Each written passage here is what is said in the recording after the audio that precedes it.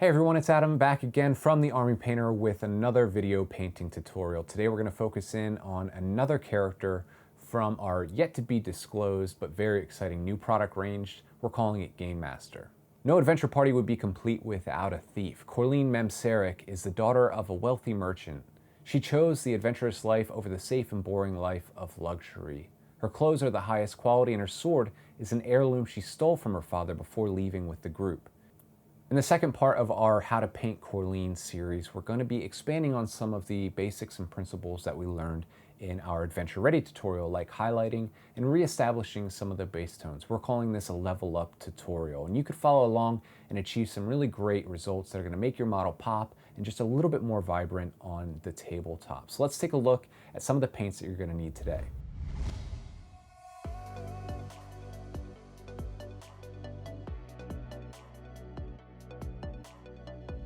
Now that you have all the paints that you need to paint a thief, go ahead and grab some clean rinsing water. I like to use my wet palette. If you haven't tried one yet, you should definitely give it a shot, and your favorite brush, and let's get started. First part of this tutorial, we are gonna just establish our first highlights, and I'm gonna start with the flames here. Nothing crazy. I'm just taking a bit of Rust Monster, and I'm going to apply a very subtle highlight just to bring back the initial tones after we had washed it with the flesh wash in the first tutorial, the Adventure Ready tutorial in this three-part series. Traditionally in my level up tutorials, what I call beyond tabletop standard, I only do one highlight, but for the sake of the flames, I'm going to add a second one, and I'm using Ancient Mummy here, and this is a nice bright yellow, and we applied this as our base tone to the flames in our first tutorial, and I'm just going to pick out a few areas on the flames, the lower portion of the flames where the flames burn the highest, the hottest. I'm just going to add some of this Ancient Mummy.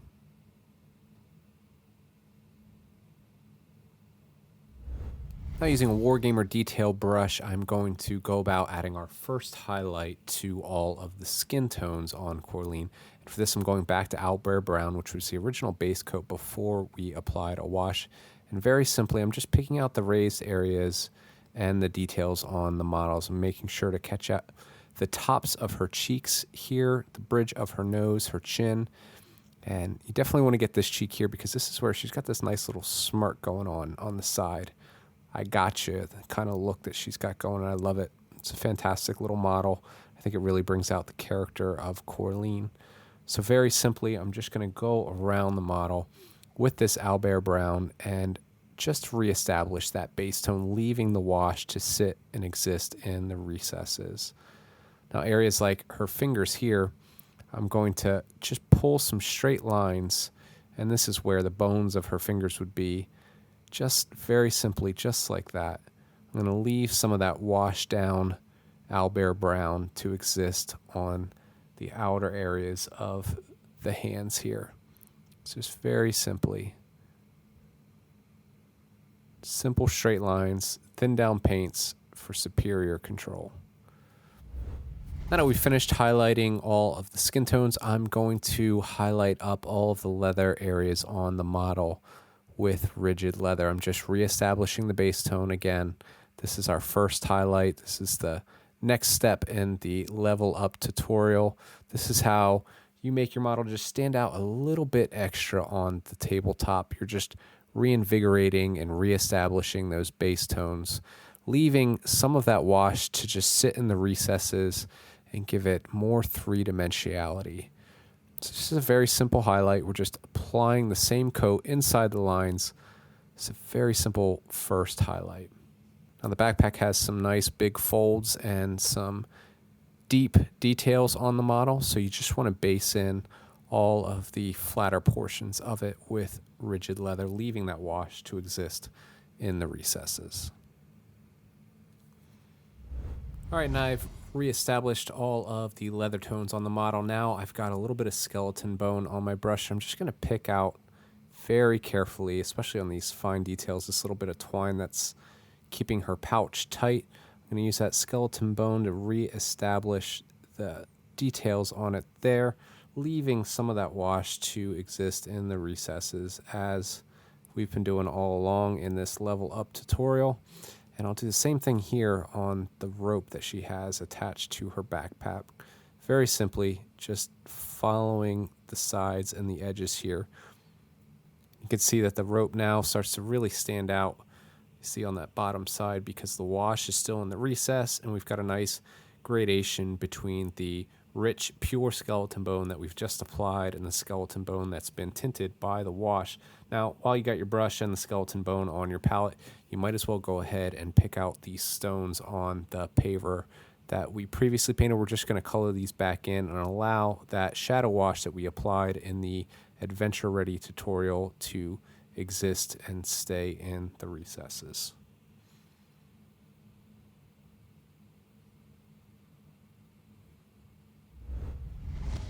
Now, if you remember from the Adventure Ready tutorial, we did a mixture of Merfolk Turquoise, TrollSkin, and Abyssal Black to paint the overcoat on Korleen. So I'm just going to take that same mixture. It's still nice, ready, and usable on my wet palette. And I'm just going to reapply this while leaving some of the wash in the recesses. So just find the higher, brightest spots, the areas that the light would catch on the model, and go ahead and apply this initial highlight. I'm going to be very careful here to leave some of that wash in the recesses, and don't paint over any of the areas that you've previously painted in a different color.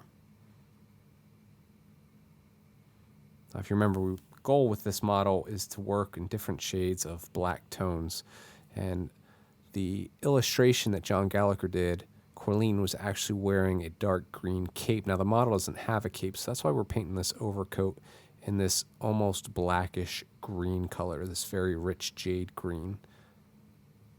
Now, you could paint this model or any of your models in any color you'd like.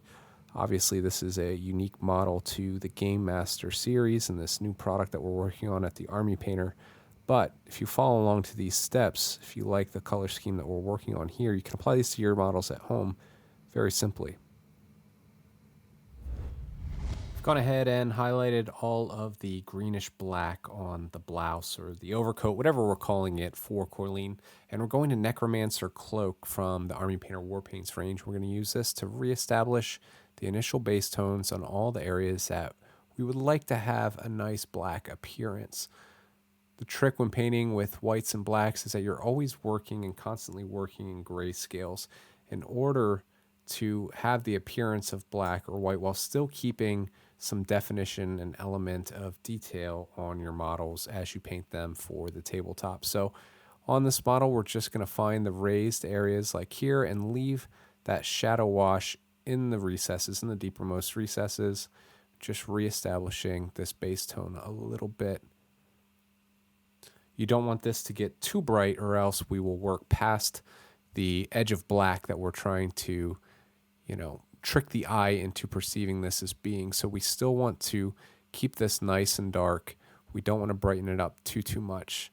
So with the Necromancer Cloak and a thin down application, just go about all of the raised areas on this model that we previously painted in this color, leaving the wash in the recesses like here. Just go ahead and leave that wash in between the recesses between the legging and the boot there. And just paint in the rounded edge of that legging. Same here on the left knee. Just leave that wash in the recesses. We're still working with the Necromancer Cloak, and I've gone around the model and gotten all the highlights that I want to on the boots and the clothes. Now, this is the same color that we painted the braids of her hair. Now, because they're braids, you just have to paint tiny little dots of that Necromancer Cloak, leaving that wash in the recesses to give that braided effect.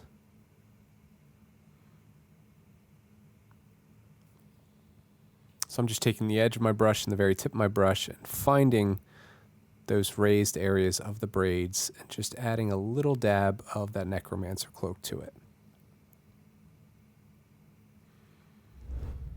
Now, before we move on to painting and highlighting up all of the metallics, I'm just going to highlight the rest of the stone pavers again, this time with our 50-50 mix of skeleton bone and rigid leather. We just had this laying around on the palette, so it was nice and simple to create a nice light brown. Nothing too crazy here.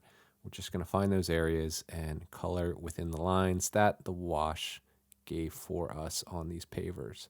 This is just going to highlight it a little bit, and it's going to allow those recesses to sit darken down from the shadow wash that we applied in the first tutorial. Now I'm going to take orc skin and go ahead and highlight up the rest of the pavers. Just take your time here.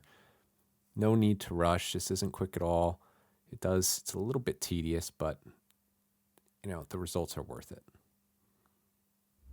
It really has been a fun adventure developing up these 5 characters for our new Gamemaster product line. It was really exciting to see what we envisioned in our minds back at the Army Painter headquarters come to life through the artwork of John Gallagher. Let's take a listen to what John had to say about Korleen.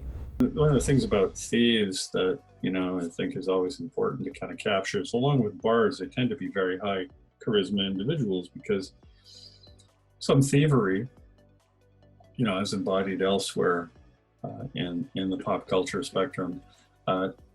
They occasionally get in some pretty tough jams and have to rely upon their guile, cunning, and natural charms to, remove themselves from potentially lethal situations.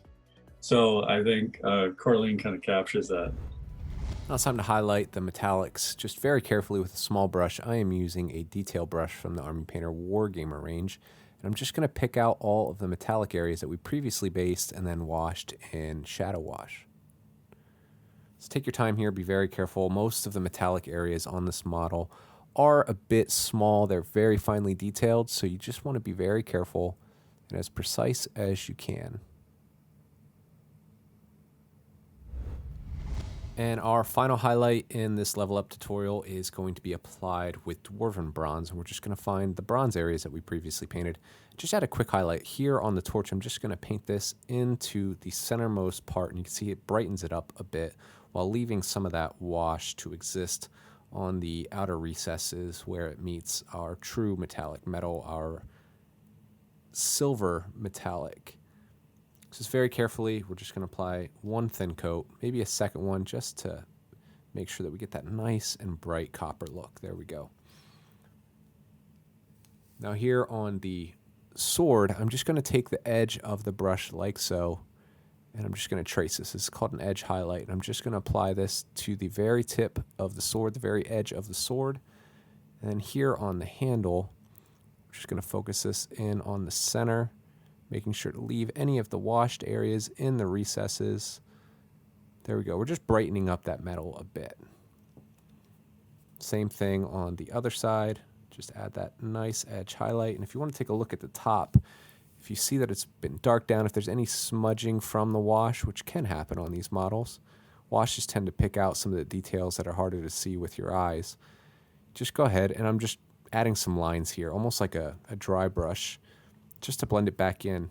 You can see that the bronze is more focused on the top and the very tip of the sword, and I'm beginning to spread it out a bit more as I work my way down the sword, giving the illusion of a shadow.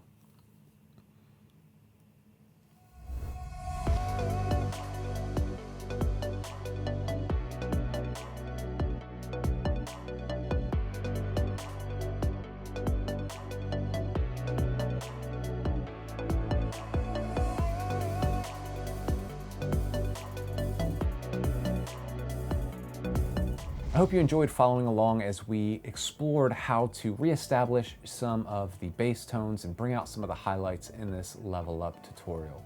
Remember that you can find all of the products and paints that we use in today's video from your friendly local game store or your favorite online provider such as Amazon, or at www.thearmypainter.com. Now remember that the magic of miniature painting can be as simple or as challenging as you'd like it to be, but with the right techniques, you're sure to achieve some great results. We'll see you next time.